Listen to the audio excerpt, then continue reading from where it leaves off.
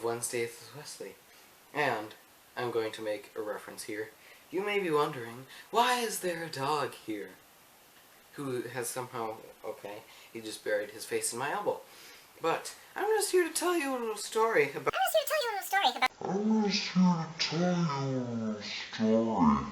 a little dog named Duke. So, his ancestors lived on the island of Malta and someplace in China because he is a Maltese Shih Tzu mix. And we got him because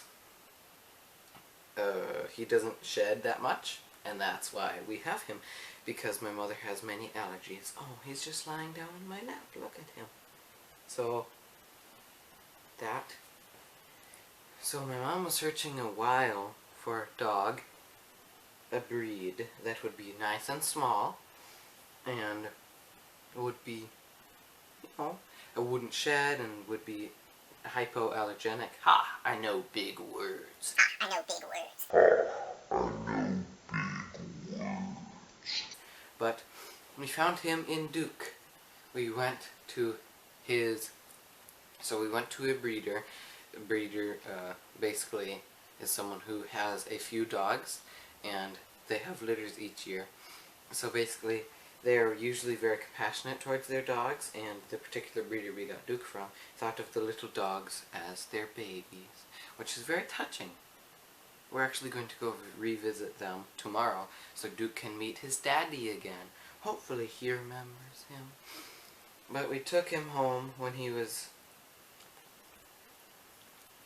maybe 2 months old. I can't entirely remember. 1 month? No idea. I don't keep up with time. My internal clock is evil.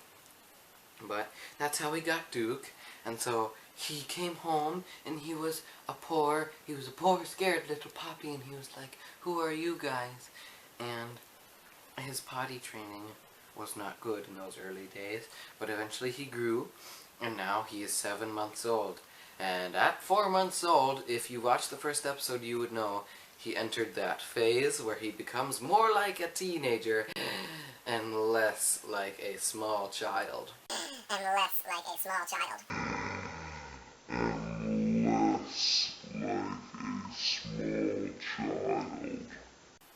So now, like I am paranoid, Duke has also got some level of paranoia. You can tell because when someone he doesn't know, or a dog he doesn't know, especially children, approaches him, he goes ruff ruff ruff ruff ruff ruff ruff ruff ruff ruff ruff.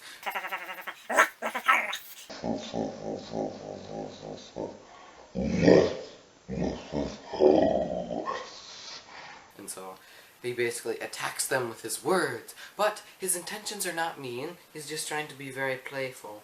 But the other dogs and the other humans scare him sometimes, so that is why he barks at them. And so this actually makes him go to the bathroom sometimes, when I never realized that. Like, I always thought, like, the urge to go to the bathroom after you get scared was like a myth that was exploited comically in TV shows. No, apparently not. Apparently that actually happens for Duke Boy. So, that is something I learned about all organisms through him.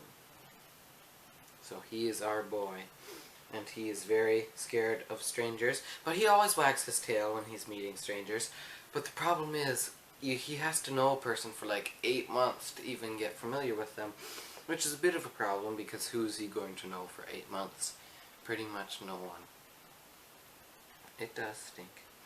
So he lives in our house, and he has an enjoyable time. He's very hairy, as I'm sure you can tell. Here, this is his face. This is his hairy face. And if you stare at it for a long enough time, you'll notice that the whites of his eyes are just poking through, and you can just barely see his very cuteness. But he's going to get a haircut hopefully very soon, and tomorrow he can go visit his daddy and his mommy and some of his half-siblings. So we are very excited for that.